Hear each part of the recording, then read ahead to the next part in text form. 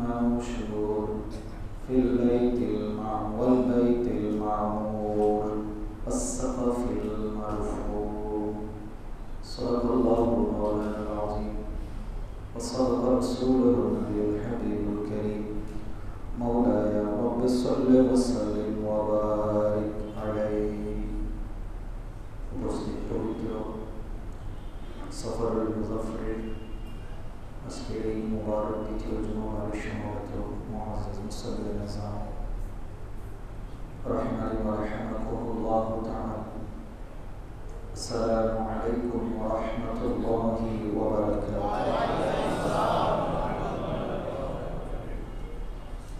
সর্বপ্রথম মহান রব্বুল আলামিনের পূর্ণ পবিত্র দরবারে আমরা গুনাহগার অসংখ্য অগণিত শুকরিয়া আদায় করছি। রব্বুল আলামিন পবিত্র জুমার দিনে আল্লাহ আমাদেরকে আল্লাহর ঘরে আসা বসার নিয়ামতের শুকরিয়া আদায় করার তৌফিক দিয়েছেন। সবাই বলি আলহামদুলিল্লাহ। হুজুর নবী করিম রউফুর রহিম মাকাম মাওলা তাজদার মদিনা নবী মুহাম্মদ রাসূলুল্লাহ সাল্লাল্লাহু আলাইহি ওয়াসাল্লাম নুরানি রওজায়ে আতহারে লক্ষ কোটি দরুদ আর সালামের হাদিয়া রসুল করছি। মুআজ্জাজ মুসাল্লিন আযম বিগত জুমাবারে আমরা মসজিদের বিষয় নিয়ে কিছু কথা আলোকপাত করার চেষ্টা করেছি। সময়ের স্বল্পতার কারণে আমাদের বিষয়বস্তু অসম্পূর্ণ, সেজন্য আজকে আমরা আবার এই মসজিদের বিষয় নিয়ে আলোচনা শুরু করছি। আল্লাহ পাক আমাদেরকে হৃদয়ের কান দিয়ে শোনা আমল করার তৌফিক দান। কোরআন কারীমের ২৭ নম্বর পারা ৫২ নম্বর সূরা সূরাতুত তুর। আল্লাহ পাক পৃথিবীতে অনেক জিনিসের শপথ করেছেন। জমিনের শপথ করেছেন, সূর্যের শপথ করেছেন, চন্দ্রের শপথ করেছেন। একইভাবে আল্লাহর ঘর মসজিদেরও শপথ করেছেন। কিছু পাহাড় আছে, ওয়াজিবাল আওতাদ আল্লাহ বলছেন, পাহাড়ের শপথও আল্লাহ করেছেন। তার মধ্যে কিছু স্পেসিফিক একদম স্পেশাল কাইন্ডের কিছু পাহাড় আছে, ওই পাহাড়গুলোর নাম ধরে আল্লাহ শপথ করেছেন। তার মধ্যে অন্যতম একটা পাহাড় হচ্ছে তুর পাহাড়। কি পাহাড়?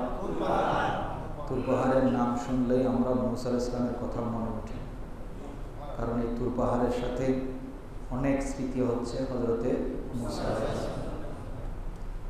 তো এখানে আজকে যে আয়াত কারিমা তেলাওয়াত করেছি, ছোট্ট ছোট্ট কিছু আয়াতের অংশ, এই আয়াতগুলোর মধ্যে আল্লাহ পাক রব্বুল আলামিন শুরুতেই আল্লাহ সূরা তুরের মধ্যে ওই তুর পাহাড়ের শপথ করছেন। তুর পর্বতের শপথ। তারপরে বলছেন আল্লাহ পাক রব্বুল আলামিন ওয়া কিতাবিন মাসতুর। মাসতুর মানে লিখিত কিতাব। কি কিতাব? এগুলো কিতাব এখানে লেখা আছে না?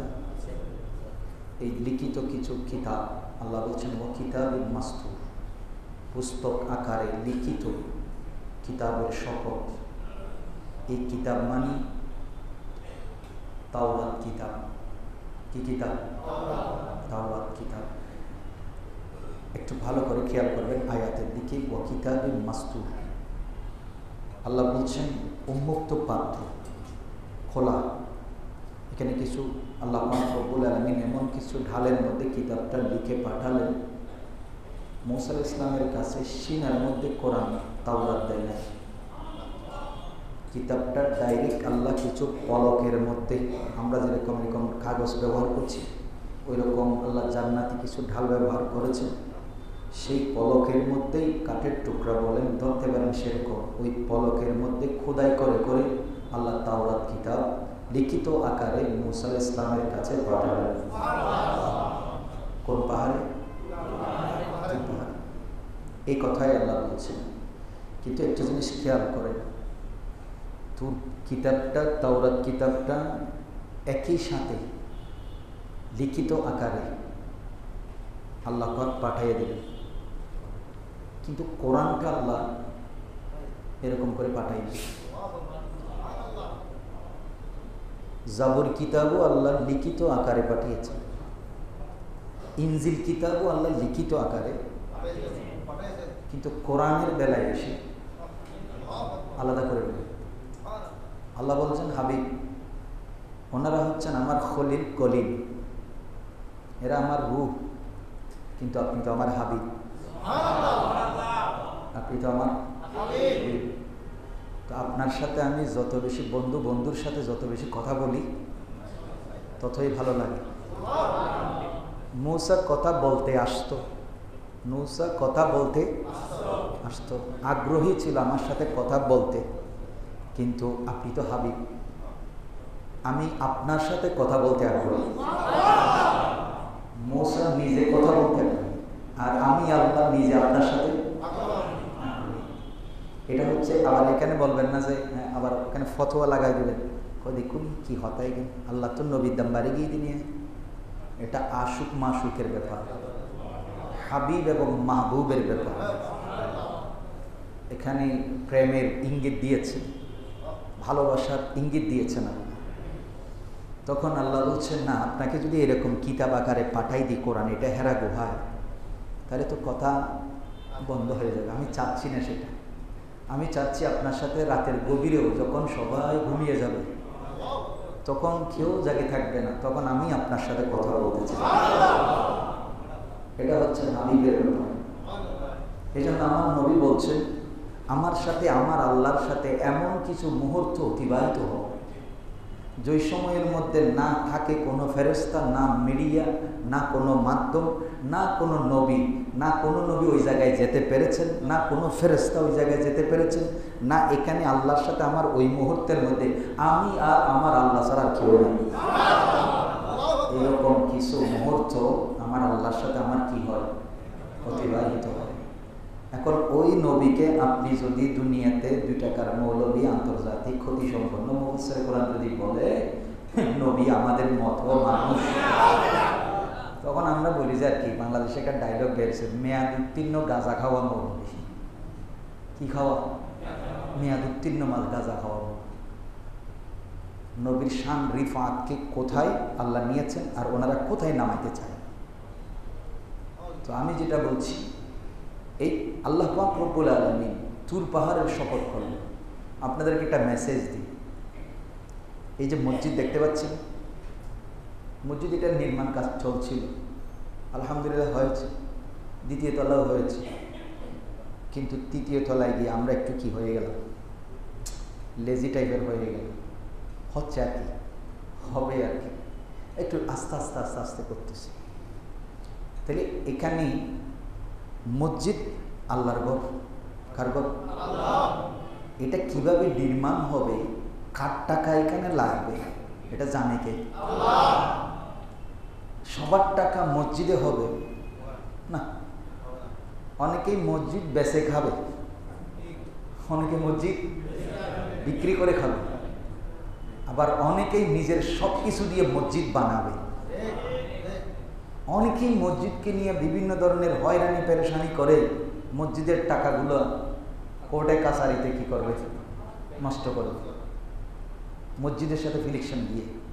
আর কেউ বলবে যাক, যদিও কোনো কারণে মসজিদের ভিতরে জায়গা আছে, মসজিদে নামাজ হচ্ছে, অসুবিধা নেই, আমি যদি মরে যাই ওই মসজিদের এলাকায় যারা নামাজ পড়বে ওই ব্যক্তির নামাজের সওয়াব তো কিয়ামত পর্যন্ত আমার করবে। এরকম নিয়তে অনেকেই আছে। আর কেউ হয়রানি করতে করতে মামলা চালাইতে মসজিদের টাকা শেষ। আমি আপনাদের কাছে বলি, যারা মসজিদ বানান তাদের সাথে ইব্রাহিম খলিলুল্লাহ কিয়ামতের দিন ইসমাইল আলাইহিস সালামকে নিয়ে স্লোগান দিতে দিতে জান্নাতে যাবে। এটাকে আল্লাহ নিজে মসজিদ বানিয়েছেন। আল্লাহ নিজে কি বানিয়েছেন? এই কথাটা আল্লাহ বলছেন, ওয়াল বাইতুল মামুর, বাইতুল মামুরের শপথ। বাইতুল মামুর কি? জোরে বলেন। মসজিদ। বাইতুল মামুর কি? আবার বাংলাদেশে আশেপাশে অনেক বাইতুল মামুর আছে না? এই বাইতুল মামুরের কথা আল্লাহ বলছেন। আল্লাহ বলছেন ৭ম আসমানের উপরে ফেরেশতাদের যে কাবা, ফেরেশতাদের যে কাবা, ফেরেশতাদের জন্য আল্লাহ যে নির্মাণ করেছে ওই বাইতুল মামুর, আল্লাহ বলছেন ওয়াল বাইতুল মামুর, সেই বাইতুল মামুরের শপথ করছি। এখন বাইতুল মামুর আদম আলাইহিস ইসলাম যখন, আমরা যারা আদম সন্তান, টাকা কম দেন আর বেশি দেন সেটা বড় কথা নেই। মসজিদে আপনি টাকা দিল, আমি টাকা দিল, না দিল, টাকা উড়ে উড়ে আসবে, টাকা উড়ে আসবে। কেমনে আসবে সেটা আমি আপনাকে বোঝাচ্ছি। কাবাগর হযরত আদম আলাইহিস ইসলামকে যখন আল্লাহ পাক বেহেশত থেকে দুনিয়াতে পাঠাচ্ছেন, তখন হযরত আদম আলাইহিস ইসলামের কাছে আল্লাহ জানতে চাইল, আদম তুমি দুনিয়াতে চলে যাচ্ছ, আমার কাছে কিছু চাওয়ার আছে? আমার কাছে কিছু চাওয়ার আছে? আচ্ছা, আল্লাহ যদি মানে রাগ করে বেজার হয়ে যদি আদম আলাইহিস ইসলামকে বাইর করে দিত, আল্লাহ কি আবার এই কথা বলতো? কারণ আল্লাহ জানে যে আদম তোমার আমি পাঠাচ্ছি, বানাইছি তো সেজন্য, তোমার কিছু চাওয়ার আছে। তখন আদম আলাইহিস সালাম বললেন, আল্লাহ আমার কিছু চাওয়ার নাই, এখানে তুমি একটা ঘর বানাইছো, ঘরটা বড় সুন্দর, আল্লাহ আমি দুনিয়াতে এরকম একটা ঘর দাও, এখানে যেরকম তোমার ইবাদতে কাটাইছি এরকম একটা ঘর দুনিয়াতে ব্যবস্থা করে দাও, ওখানে গিয়েও আমি তোমার ইবাদতে কাটাই দেব। এই ঘরটা আল্লাহ বললেন আমি আদমের জন্য ফেরেশতার দ্বারা সোজা বাইতুল মামুর বরাবর, কি বরাবর? সোজা বাইতুল মামুর বরাবর আমি আদমের জন্য আমি আল্লাহর ঘর নির্মাণ করলাম। ইন্না আউওয়ালা বাইতিন উদিয়া লিন-নাস, আল্লাহ বলছেন সর্বপ্রথম পৃথিবীর জমিনে আল্লাহর ঘর হলো। আদম আলাইহিস সালাম ইবাদত করতেছে। এরপরে আদম আলাইহিস সালামের পরে এই কাবাঘর 950 বছর হযরত নূহ আলাইহিস সালাম দ্বীনের দাওয়াত দিয়েছেন। কয় বছর? 900 বছর দাওয়াত দেওয়ার পরে 80 জন মানুষ কি হয়েছে? কয়জন? তাও ছোট বড় নারী পুরুষ সব মিলে এই 80 জন মানুষ হেদায়েত হয়েছিল, কিন্তু খুব গরম টাইপের ছিলেন মুসা আলাইহিস সালামের মতো, বিরক্ত হয়ে গেছেন, এত দাওয়াত দিলেন। নিজের পরিবার, নূহ আলাইহিস সালামের স্ত্রী, যে কথা আপনার সূরা তাহরিমের মধ্যে বলেছে, ওনার স্ত্রী ওনার সাথে মুনাফিকি করল, কাফেরদের সাথে মিলে নূহ আলাইহিস সালামকে হত্যার ষড়যন্ত্র করল, নিজের স্ত্রী। এরকম ঘটনা বাংলাদেশে আছে না? ঘটতেছে তো নাকি? এটা আজকের না, সেই সময় থেকে চলতেছে। তখন ওনার ছেলে কেনান, আল্লাহ বলছেন লাইসা মিন আহলিক, এটা তোমার পরিবারের অংশ থেকে বাদ দিয়ে গেল, এর কাজ ভালো না। ইন্নাহু আমালুন গায়রু সালিহ, তার আমল ঠিক নাই। এবার এখান থেকে অনেকগুলো মাসালা আছে, আমি সেদিকে যাচ্ছি, আমি আমার বিষয়ই আছি। আমার এই বিষয়টার উপস্থাপনার মূল কারণ ছিল বাংলাদেশের তথাকথিত কিছু নারীবাদী এবং কিছু পশ্চিমার এজেন্ডা বাস্তবায়ন করতে গিয়ে বাংলাদেশের মুসলমানদের হৃদয়ে আঘাত দিয়ে বলেছিল বাংলাদেশের 90% উপরে মসজিদ অবৈধ জায়গার উপর। এই কথাটা থেকেই কোন অবৈধ, কার অবৈধ, কে অবৈধ, আমি তো দেখতেছি যারাই কথা বলে তারাই অবৈধ। তারাই কি অবৈধ?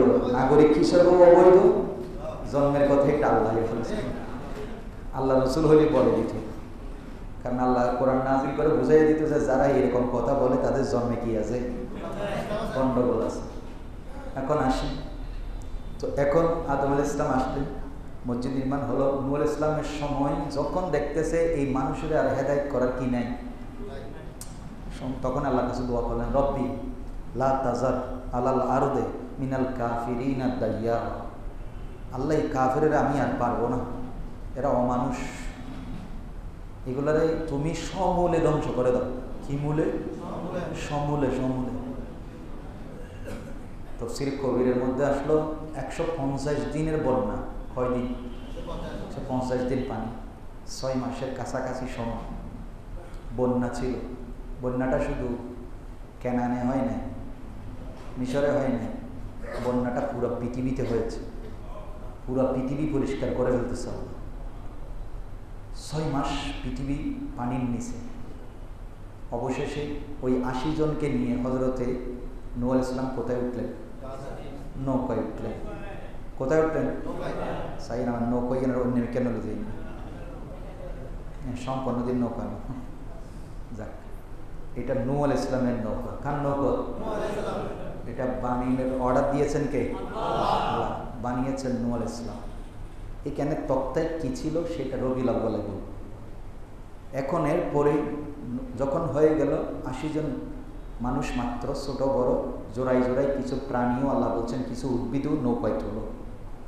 কারণ আল্লাহ তো জানেন এই পানিতে পুরা পৃথিবী এমন অবস্থা হবে, পলি মাটি পরে, কাদা মাটি পরে, জমিনের মধ্যে কোনো শস্য, কোনো প্রাণীও থাকবে না।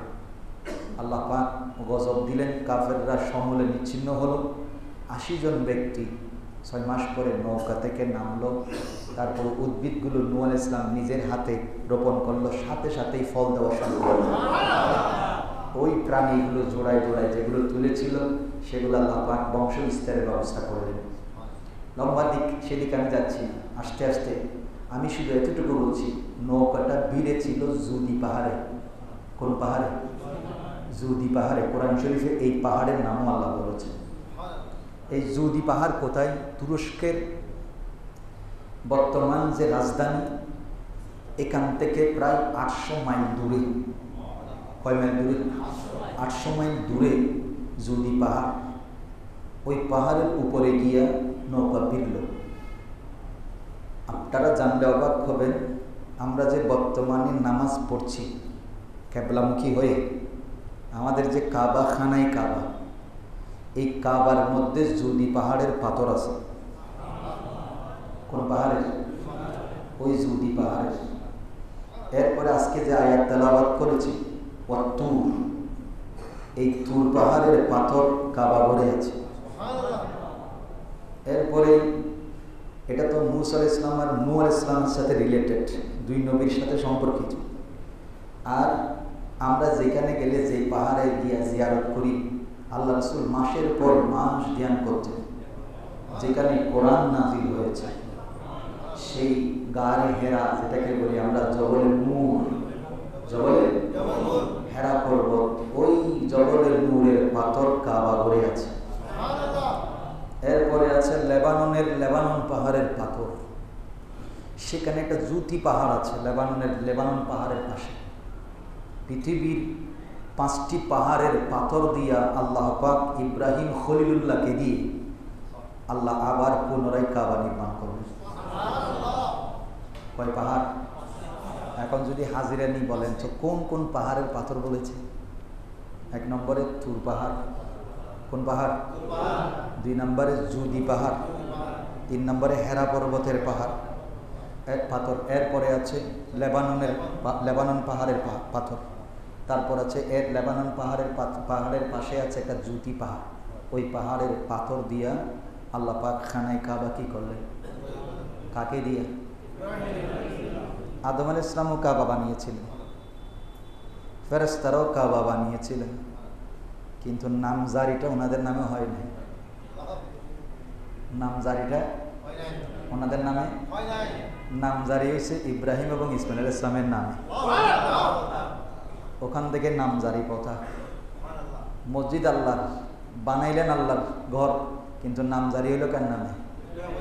জোরে বলেন। এই জমিন কার? কিন্তু নামজারি কি আল্লাহর নামে হয় না? কার নামে? আর নামে হয়। জায়গা এখানে যেগুলো আছে, যারা এখানে বসে আছেন, জমিদাররা যারা বসে আছেন, জমিনের মালিক আল্লাহ, নামজারি করছেন কি এটা আল্লাহর নামে নামজারি হচ্ছে, কথা কেউ লিখছেন? তো শিরিক হইল। হ্যাঁ, যারা শিরিক বেছে, শিরিক দেখে নাই এখানে, যেখানে সেখানে শিরিক বেছে। তো এখন জমিনের নামজারি প্রথা, হযরত ইব্রাহিম খলিলুল্লাহ যখন কাবা, আল্লাহ যখন বললেন ইব্রাহিম আমার কাবাঘরটা আবার নির্মাণ করো, বলে যে আল্লাহ এই মক্কার মধ্যে তিনি যখন আল্লাহ বলছে কাবা নির্মাণ করো, তো বলে যে আল্লাহ পাথর আনবো কোত্থেকে? এগুলো কোত্থেকে আনবো আমি? বলে যে পৃথিবীর 5টা পাহাড় থেকে কি আনো? বলে যে কোত্থেকে? বলে যে এই পাহাড় মিশরের তুর পাহাড়, তুরস্কের জুদি পাহাড়, লেবাননের লেবানন পাহাড়, এই তুমি যেখানে আছো সেখান থেকে হেরা পর্বত 3.5 কিলোমিটার দূরে, এখান থেকে পাথর। বলে যে আল্লাহ আমরা বাপুত আছি যে 2 জন। বাপুত কয়জন? তুমি যে পাথর আনতে বলতেছ, তুরস্ক যাইতে কদিন লাগবে আল্লাহ? এই পাথর আমনগো কেমনে আমলা? বলে যে তোমারে বললাম যে তুমি পাথর আনতে বলছি, কেমনে আনবা সেটা তো আমি জানি। তুমি কি ভুলে গেছো? আমার আল্লাহ বলছেন, ইব্রাহিম তুমি কি ভুলে গেছো? বলে আল্লাহ কি জিনিস? বলে তুমি না আমাকে বলছিলা আল্লাহ তুমি মরারে কেমনে জীবিত করো, আমি একটু দেখতে চাই। তখন আল্লাহ ইব্রাহিম, ও হ্যাঁ হ্যাঁ আল্লাহ, হ্যাঁ এটা মনে আছে তো। তো বলে যে মরারে কেমনে জীবিত করছিলাম? বলে আল্লাহ আপনি বলছেন 4টা পাখি ধরো, পাখিগুলোরে টুকরা টুকরা করো, তারপরে জঙ্গলের মধ্যে কি করে দাও। তো এটা জীবিত কেমন হয়েছিল? বলে যে আল্লাহ আমি ডাক দিছিলাম। তো আনছে কে? কয় আপনি। ডাক তোমার, এনে দিয়েছি কি আমি, জীবিত করে দিয়েছি কে আমি। জবান তোমার ছিল কিন্তু ক্ষমতা, তার মানে অলি আল্লাহর জবান, মুস্তফার জবান, নবীদের জবান, এটা জবান যদিও মানুষের কিন্তু ক্ষমতা চলতেছে কার?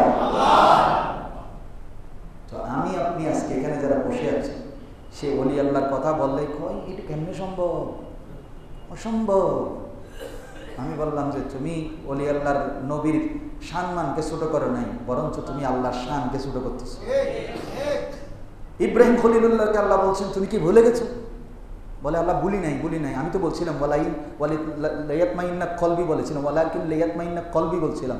আল্লাহ আমি তো জানি তুমি মরারে কি করতে পারো, এটা তো তোমার ক্ষমতা, কিন্তু আমার একটু মনের মধ্যে শান্তি চাইছিলাম আর কি, জানার কিভাবে হয়। তো বলে যে দেখছো, বলে যে টুকরা টুকরা করে তুমি হাত আলাদা, ফাঁকা আলাদা করে দিয়েছো, পাও আলাদা করে দিয়েছো, তারপরে ঘাড় আলাদা করে দিয়েছো, একটারে টুকরা টুকরা করে মিশ্রিত করে কোথায় ফেলে দিছো? জঙ্গলে ফেলে দিছো। তুমি ডাক দিছো, সাথে সাথে পাখিগুলো উড়ে আসছে কিনা? আল্লাহ আসছে তো। তো বলে যে এরকম করে ওই পাথরগুলোকে সম্বোধন করে ডাক দাও, পাথর দেখবা উড়ে উড়ে তোমার কাছে চলে আসে। এজন্য বলছি মসজিদ নির্মাণের সময় পকেটের টাকা সিরেটা বাইর করতে একটু ঘষি মাঝে বাইর করার আগে আপনি আমি যতই ঘষা মাজা করি, মসজিদ এটা নির্মাণ করতেছেন কে? আল্লাহ। টাকা উড়ে উড়ে আসবে। টাকা কিভাবে আসবে? আল্লাহর ঘরের পাথর পাহাড়, পাথরের পাহাড় সেই তুরস্ক থেকে, লেবানন থেকে, তুর পাহাড় থেকে উড়ে উড়ে পাথর চলে আসছে। তো এটাও তো আল্লাহর ঘর, এটাও উড়ে উড়ে হয়ে যাবে। এখন এখন বলবেন তাইলে হুজুর আর টিয়া পয়সা নদীলে তৈব, আর কিনলে দিতাম, আর এরকম বলবেন না? চিন্তা করতেছেন, আপনি তো বলতেছেন উড়ে উড়ে চলে আসবে। ভাই আপনি আমি দিচ্ছি নিজেদের লাভে। কিসের সাথে? নিজের সাথে। কিসের সাথে? আল্লাহর ঘর আল্লাহ ঠিকই বানাই ফেলবেন। হয়তো আপনি দিচ্ছেন না, আপনি পকেটের মধ্যে 10 টাকা দিবেন না 5 টাকা দিবেন, ঘষতেছেন, বান্ডিলের ভিতরে 5 টাকা মাঝখানে রাখছেন, এটা কেমনে বাইর করুন? ঘষতেছেন। কিন্তু আল্লাহ বলছে তোমার টাকা যতটুকু আমি কবুল করেছি এইটাই ঢুকবে দান বাক্সে। তুমি যদি নাও দাও, আমি এমন বান্দা সৃষ্টি করবো যে থাকে বিদেশে, থাকে কি, থাকে ইউরোপে, থাকে ইটালিতে, থাকে আমেরিকায়, থাকে সৌদিয়াতে, সে একদিন কোনো এক সময় আমি তারে মসজিদে আনবো। বিমানে করে সে আসবে উড়ে উড়ে, সে মসজিদ দেখবে, যখন কাজ চলতেছে দেখবে, বলো আমি 5 লাখ টাকা দিলাম। মসজিদ উড়ে উড়ে আল্লাহ টাকা পাঠাবে।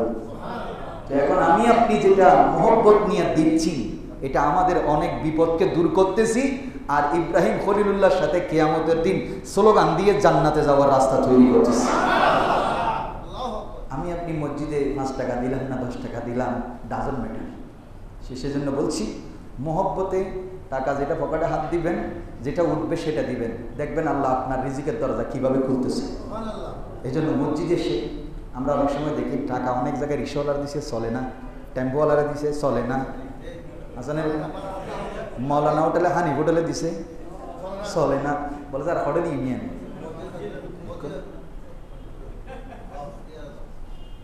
জিয়ান টেম্পোওয়ালার হাসান চলে, ইয়ান হড় চলাই দিয়ে দেয়, খোদারে চলাই দিয়ে দিয়ে।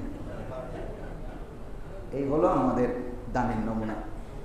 না আলহামদুলিল্লাহ এটা মোটামুটি এখন অনেকটা কমে গেছে, তবুও কিছু কিছু থাকি যায় দান বাক্স খোলার পরে না দেখি, হ্যাঁ মাঝে মাঝে এমন টাকা দেখি সাইড টুকরো হয়ে গেছে, ইন্দুরে কাটছে, ব্যাংকেও অ্যাকসেপ্ট করতেছে না, এটা দিয়ে দিছে কোথায়? খোদায় হলে তোর কপালত জেল্লা আসলে দিয়েছে। যাই হোক, আমি যেটা বলছি, এই কাবাগর নির্মাণ যখন শুরু করলেন তখন বলে যে আল্লাহ আমি তো ইঞ্জিনিয়ার নই, এখন কাবাগর এই 6 মাস পানির নিচে ছিল, দীর্ঘদিন অতিবাহিত হয়ে গেছে। শুধু এই মক্কা শরীফের মধ্যে আছে 6000 পাহাড়। কয় হাজার? 6000 পাহাড়। নূহ আলাইহিস সালামের বন্যার পরে প্রায় 2700 বছর, 2700 বছর, কয় বছর?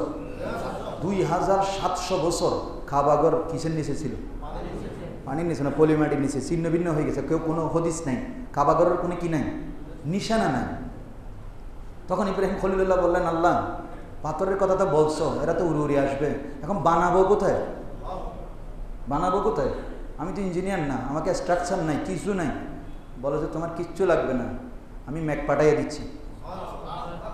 ম্যাগেটা উড়ে উড়ে আসতেছে, পাথর যেমন উড়ে উড়ে আসতেছে, ম্যাগেটা উড়ে উড়ে আসতেছে। বলে যে ম্যাগেটা যেখানে গিয়ে থেমে যাবে ওই জায়গাটাই হচ্ছে আমার ঘর আছে।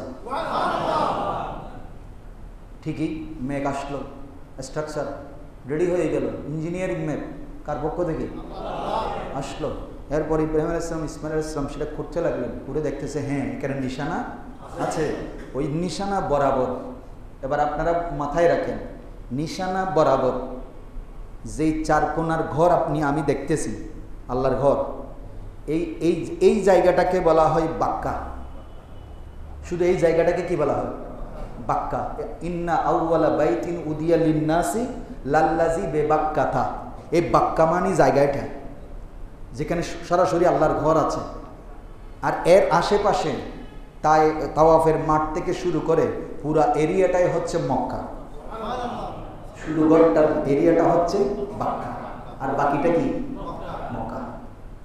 তো এখন যখন নির্মাণ হয়ে গেল, তখন হযরত ইব্রাহিম খলিলুল্লাহ বললেন, আল্লাহ এটা কেমন করে বানাইলাম, কি করলাম, আগা মাথা সোজা আছে কিনা সেটাও, কারণ আমরা কি নই, ইঞ্জিনিয়ার নই, আমরা কেউ আর্কিটেকচার নই, আগে কোনোদিন এরকম তোমার ঘর বানাই নাই, তুমি হুকুম দিছো বানাই ফেললাম, এখন বাঁকা হইল না সোজা হইল, কেমনে কি করা দরকার এটা তুমি বেহতর জানো।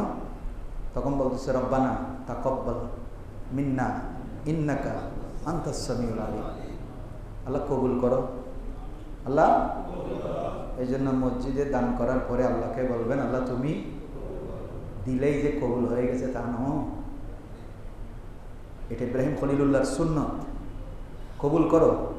আল্লাহ বলেন, কেন কবুল করবো না? কেন কবুল করবো না? জানা শুধু এটা আমার ফেরেশতা দিয়ে আমি বানিয়েছি প্রথম, আদম সফিউল্লাহর পরে রিপেয়ার করেছে আমি, কারণ আমি রেজিস্ট্রি করে দিই নাই ঘরটা, এমনি জায়গার নাম বলেছি শুধু। তোমরা আমার এই ঘরকে এই 2700 বছর পরে কিয়ামত পর্যন্ত আমার বান্দাদের জন্য একটা কাবার নির্মাণ করে দিয়েছো। আজকের থেকে কিয়ামত পর্যন্ত এই কাবা ঘরের রেজিস্ট্রি তোমরা বাপুতের নামে করে দিলাম। কি হয়ে গেল? নামজারি। কি হয়ে গেল? নামজারি না, মজার বিষয়। এই নামজারি করছে তো, এখানে নাম থাকতে হবে না, বুঝেন না? মনে নাম তো কি থাকতে হবে? নামজারি করছে, ডকুমেন্টস কি? আল্লাহ বলে যে কাবাঘর যেখানে বানাইছো, তুমি যেই পাথরের উপরে দাঁড়াইয়া কাবা বানাইছো, পাথর এইটাকে এমন জায়গায় রাখবো এবং বলে দিব আমার বান্দাকে কিয়ামত পর্যন্ত বলে দিব, ওয়াত্তাখিযু মিন মাকামে ইব্রাহিমা মুসাল্লা। এই কাবা তোমাদের বাবা ইব্রাহিম বানিয়েছে, এটা আমি নামজারি করে দিয়েছি ইব্রাহিমের নামে। সেটার খতিয়ান হচ্ছে এই মাকামে ইব্রাহিম। এই খতিয়ানটা কি? মাকামে ইব্রাহিম। এটাকে কি বানাও? নামাজের স্থান বানাও। এটাকে কি বানাও? শুধু তাই নয়, এই 2 জায়গার মাঝখানে মাকাম ইব্রাহিমকে সামনে নিয়ে যদি দোয়া করো, সাথে সাথে দোয়া কবুল হয়ে যাবে। আল্লাহ বললেন, ইব্রাহিম খুশি হয়েছো? হযরত ইব্রাহিম খলিলুল্লাহ বললেন, আল্লাহ খুশি হয়েছে, তবে আরেকটা জিনিস চাওয়ার আছে। এটা তো তুমি দিছো, রেজিস্ট্রি করে দিছো, নামজারি করে দিছো, কিন্তু আমার একটা চাওয়ার। তো বলো যে তুমি কি চাও? বলে, আল্লাহ আমি নামজারি চাই না, আমি নামজারি চাই না। তোমার ঘর তুমি বুঝে পেয়েছো? আল্লাহ বলে যে হ্যাঁ বুঝে পেয়েছি। বলে যে আল্লাহ, যার কারণে তুমি এই মরুভূমির মধ্যে ঘর বানাইলা, যার সম্মানের জন্য তুমি এখানে ঘরটা আমার দিয়া বানাইলা, যার দাওয়াত তোমার ওয়াহদানিয়তের দাওয়াতের পাশাপাশি যার দাওয়াত দিয়ে যাচ্ছি, যে আসবে, আসে নাই, আসবে, সেই নবীটাকে একটু আমার বংশের মধ্যে দান করে দাও, আমার বংশে দান করে দাও। এখন দান করব, তখন ইব্রাহিম আলাইহিস সালামের তো ছেলে দুইটা, কয়টা? একটা ইসহাক, ইসমাইল। আল্লাহ বলে যে আল্লাহ আমার ইসমাইল আমার সাথে এই কাবা ঘরে সহযোগিতা, আল্লাহ তুমি ওই নবীটাকে আমার ইসমাইলের বংশে দান করে দাও। ওই নবীর কারণে কাবা কাবা হয়ে গেছে। দীর্ঘদিন মূর্তির ঘর ছিল, মুস্তাফা এসে চেহারা বারবার যখন উপরে থাকাচ্ছে, মূর্তির ঘর, এখনো মূর্তি পূজা চলতেছে। আমার নবী বলছেন আল্লাহ আমার তো মন সইতেছে না, আমার বাবা ইব্রাহিম খলিলুল্লাহকে দিয়ে তুমি কাবা ঘর বানাইছো আমার বাড়িতে, আল্লাহ তুমি প্রথম ঘরটা বানাই দিছো আমার বাড়িতে, আমি আসবো বলে এত তাজিম করলা তুমি, আল্লাহ আমি ওই কাবার দিকে ফিরে নামাজ পড়তে চাই। আল্লাহ বললেন কদ নারা তাকাল্লুবা ওয়াজহিকা ফিস সামা, আপনি নামাজের মধ্যে বারবার আকাশের দিকে তাকাচ্ছেন, যান আপনি চেয়েছেন আজকের থেকে নামাজের মাঝখানে কাবা পরিবর্তন করে দিলাম। এটা হচ্ছে মুস্তাফা, এটা হচ্ছে আল্লাহর ঘরের নমুনা। এখন আমি আপনাকে বলতে চাচ্ছি সেটাই, এখানে নবীদের সাথে যে পাহাড়ের সম্পর্ক, সেই পাহাড়ের পাথর দিয়ে আল্লাহ পাক কি বানালেন? খানে কাবা বানালেন। এই পাহাড়গুলো পৃথিবীতে সম্মানিত পাহাড়, তাজিমের পাহাড়, ইজ্জতের পাহাড়। একটাতে কোরআন নাজিল হয়েছে, আরেকটাতে তাওরাত নাজিল হয়েছে, আরেকটাতে আল্লাহ ঈমানদারদেরকে রক্ষা করেছে। নূহ আলাইহিস সালাম সেই পাহাড়ের উপরে ছিলেন। এই যে এইভাবে একটা একটা করে আপনার নমুনা আল্লাহ দেখালেন। কেন আজকে আমরা আপনারা মসজিদ নির্মাণ করতে গিয়ে অনেক সময় যেই দেরি করি বা গড়িমসি করি, টাকা দিই না, দিব না, একটা কথা মাথায় রাখবেন, মসজিদের দান যখন আপনি দেওয়ার পরে মনে শান্তি পাবেন, মন খুলে যখন দান করবেন, তখন আপনি 100% মনে রাখবেন আল্লাহ নিশ্চয় আপনার টাকাটা কবুল করেছেন। অনেক কোটিপতি আছে আপনার আশেপাশে, আপনি সেরকম কোটিপতি না, লাখপতিও না, মোটামুটি চলেন, কিন্তু মসজিদে দেওয়ার সময় আপনার এমন মন ভরে দেন, মানে মনে হয় যেন আল্লাহ আমি তোমার ঘরের মধ্যে দিয়েছি, আল্লাহ তুমি কবুল করো। কিন্তু কোটিপতি আছে, ওর কাছে গেলে বলে আচ্ছা দিয়ে মেরি আর নামে লেখু। কিন্তু আপনি আমি আজকে 10 টাকা, 5 টাকা, 100 টাকা, 1000 টাকা যেটা দিচ্ছি, আপনি মাথায় রাখেন এটা আমাদের নামে মসজিদ, এটা আল্লাহ পাক রব্বুল আলামিন নাম জারি করতেছে। কিয়ামতের দিন ইব্রাহিম খলিলুল্লাহর সাথে আমরা কোথায় যাব? জান্নাতে যাব। আল্লাহ আমাদেরকে কবুল করুন। তা আমি যেটা বলছি, এই বাইতুল মামুরের কথা শপথ করলেন, ওয়াসাকফিল মারফু, আপনি আমি না করলেও আল্লাহ মৃত ব্যক্তির মাধ্যমেও আল্লাহর ঘর নির্মাণ করাইতে। আমি সুলাইমান ইসলামের কথা বলছিলাম না, উনি বাইতুল মুকাদ্দাস নির্মাণ করানোর কথা আল্লাহর কাছে প্রকাশ করলেন। তো বলে যে নির্মাণ শুরু হয়েছে, আল্লাহ আজরাইলকে পাঠাইছে, বলে যে আপনার টাইম শেষ। আপনার কি শেষ? টাইম শেষ। বলে যে আল্লাহ আমি এত এরাদা করে তোমার ঘরটা বানাইতে চাইলাম, তুমি আমার এই সময়টা দিলা না, আল্লাহ তুমি আমার একটা সময় সুযোগ দাও, অন্তত পক্ষে আমি মৃত্যুর পরে হলেও তোমার ঘরটা বানিয়ে যেতে চাই। কিসের পরে? মানে মৃত্যুও হবে, মসজিদও হবে। আপনারা দেখেন তো, ওলি আল্লাহরা এসে একটা এবাদতখানা বানিয়েছিল, ওনারা ওনাদের রিয়াজতের স্থান বানাইছিল, কিন্তু আল্লাহ কি কুদরত দেখেন, উনি ইন্তেকাল করার পরে 100 বছর পরে গিয়ে হলেও ওখানে জামে মসজিদ নির্মাণ হয়েছে। প্রত্যেক ওলি আল্লাহর দরবার দেখেন, প্রত্যেক ওলি আল্লাহর দরবারের পাশে 12 ওলিয়ার 12 জনের পাশে দেখেন মসজিদ আছে না? না জোরে বলেন। সর্বপ্রথম ঘর আল্লাহ বানিয়েছেন, নবীদের মাধ্যমে বানিয়েছেন। এরপরে আল্লাহ বলছেন নবুয়তের দরজা বন্ধ করে দিয়েছি, বেলায়েতের দরজা ওপেন রেখেছি, কিয়ামত পর্যন্ত ওলি আল্লাহরা যতদিন থাকবে আমি আল্লাহর জিকির চর্চা ততদিন চলবে। কিন্তু আমাদের দেশে এখন ওলি আল্লাহর হতা হইলেই ফেডার মিউজিক গেস্টিক শুরু হয়, ফেডার গেস্টিক খড় উঠে যায়, সংস্কারের নাম দিয়ে রে ওদের একখান জায়গার মধ্যে সংস্কার গিয়ে নদী মাজার বাঙ্গন, কি বাঙ্গন খোদাইও গজব দেখত নবুঝি দেখি চলেন না, একেবারে ভাবছো একেবারে কয়টা বর্তমানে 5 ধরনের মহামারী বাংলাদেশে চলতেছে। কয় ধরনের? 5 ধরনের। কোনো ধরনের কোনো প্রতিকারের ব্যবস্থা সরকারিভাবে কোনো উদ্যোগ নাই বললেই চলে। কেন ভাই? দেশটা আমার, আপনার তো। দেশটার কিছু হলে, দেশটার মানুষের কিছু হলে আমারই তো কান্দার কথা। এদের এদিকে কোনো খবর নাই, সবাই আছে কিসের পিছনে? একজনে চিন্তা করছে আমি কখন বসবো, আর এক দলে চিন্তা করতেছে এটা কয়দিন খাইতে পারি, এই অবস্থায় লাড়াচাড়া করি, কয়দিন খাইতে পারি। মারে মা ডেঞ্জারাস জিনিস। দেশে কি হচ্ছে এই চিন্তা। 82টার উপরে মাজারে হামলা হয়েছে, কোনো বিচার? জোরে বলেন, কোনো বিচার হয় নাই। আরো আসবে। আমি প্রথম উমরা থেকে এসে বলেছিলাম গজব আরো বছরেই অপেক্ষা করেন। এখন যা দেখতেছি কাণ্ড কারখানা। তো মসজিদ নিয়ে ষড়যন্ত্র চলতেছে। কি নিয়ে? দেশ নিয়ে ষড়যন্ত্র চলতেছে। এগুলো নিয়ে আমাদের কোনো মাথা ব্যথা নাই। যাই হোক, আমি আপনাদেরকে শুধু এতটুকু বলছি, আমি আপনি চলে যাব, কিন্তু আমার স্মৃতি থেকে যাবে। মসজিদ এটা থাকবে, মসজিদ এটা কিয়ামত পর্যন্ত থাকবে। কয়দিন? কিয়ামত পর্যন্ত থাকবে। যেখানে মসজিদ একবার হয়েছে সেই মসজিদ ধ্বংস করার ক্ষমতা পৃথিবীর কারো, কারণ এটা রেজিস্ট্রি কার নামে? জোরে বলেন, আল্লাহর নামে। এটা হয়ে গেছে। এখানে আপনি যদি আপনি এমনও ঘটনা দেখবেন, অনেকেই মসজিদ ধ্বংস করে ফেলেছে। ধ্বংস করার পরে হয়তো ওখানে বিল্ডিং নির্মাণ করেছে। আমি একদম চাক্ষুষ দেখেছি এরকম যারা করেছে, মসজিদ শহীদ করে মসজিদের জায়গার মধ্যে বিল্ডিং নির্মাণ করে, দোকান নির্মাণ করে যারা ব্যবসা করতে চেয়েছে, বংশশুদ্ধ নির্বংশ হয়ে গেছে, সমূলে ধ্বংস হয়ে গেছে, ফকির হয়ে গেছে, অর্থের বিকারি হয়ে গেছে, মানুষের দুয়ারে খুঁজতে খুঁজতে ভিক্ষা করতে করতে মারা গেছে। অথচ একসময় তাদের নাম ডাক যশ খ্যাতি এমন ছিল, তাদের নাম শুনলেই মানুষ কি করত? সম্মান করত। এই মানুষগুলো ধ্বংস হয়ে গেছে। এই জন্য কোনো সময় আপনাদেরকে অনুরোধ রাখবো, এই মসজিদের ব্যাপারে, মসজিদ নিয়ে কোনো সময় ষড়যন্ত্র করবেন না।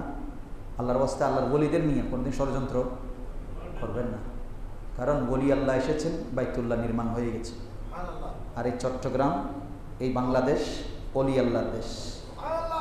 তন্মধ্যে একজন হচ্ছেন বাইরে থেকে উপমহাদেশের চেরাগ সমূহের মধ্যে একটা চেরাগ হচ্ছে মুজাদ্দেদ আল ফেসান। এই মাসে ওনার বেসাল শরীফ মুজাদ্দেদ আল ফেসানি রহমতুল্লাহ।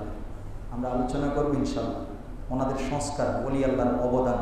আল্লাহ আমাদেরকে বোঝাতে সবসময় ওলি আল্লাহর পথে থাকবেন।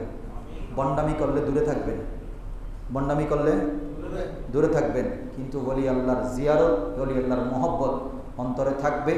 আল্লাহ আপনাকে অবশ্যই যে কোনো বিপদ থেকে উদ্ধার করবেন, এটা মাথায় রাখবেন। বেয়াদবি করবেন, আমি শুধু এতটুকু বলছি, বেয়াদবি করবেন। আমি ফেসবুকে দেখতেছি, সত্য মিথ্যা আল্লাহ ভালো জানেন, যারা মাজার ভেঙেছে তার মধ্যে 2-1 ছবি বর্তমানে ফেসবুকে দেখতেছি।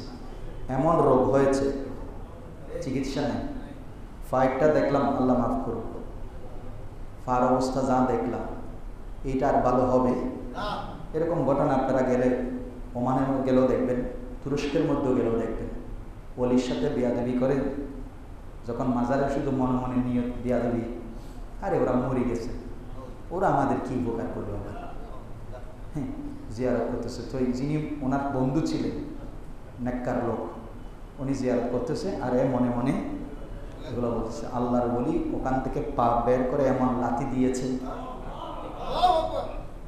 এখনো সেই পা বাইরে, এই পা বাইরে। শুধু বাইরে না, আপনারা যদি কোনো সময় জিয়ারত করার সুযোগ হয় যাবেন, ওটাকে গ্লাসের মধ্যে কি করে রাখা হয়েছে, পায়টাকে গ্লাস বন্দি করে রাখা হয়েছে। প্রতি সপ্তাহে নখ কেটে দিতে হয়।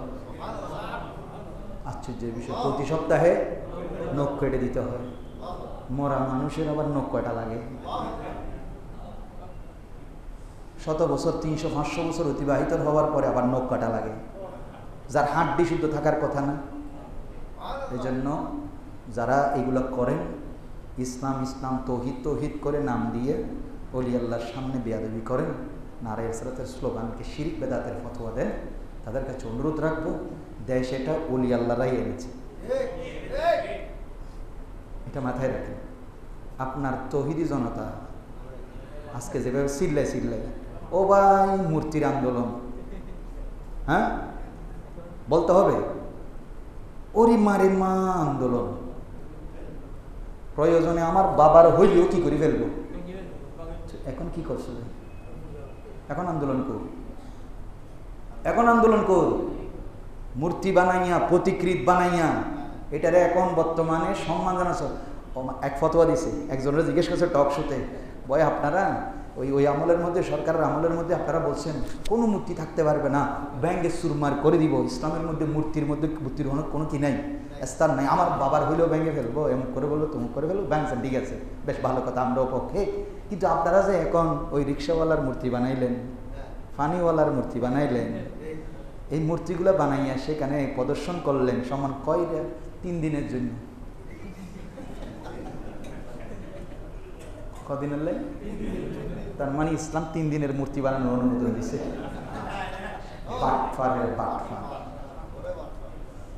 এই সমস্ত ধর্ম ব্যবসায়ী এগুলো, আল্লাহ এদের থেকে আমাদেরকে হেফাজত করুন। ওয়া মা তৌফিক ইল্লা বিল্লাহ। আসসালামু আলাইকুম ওয়া রাহমাতুল্লাহি।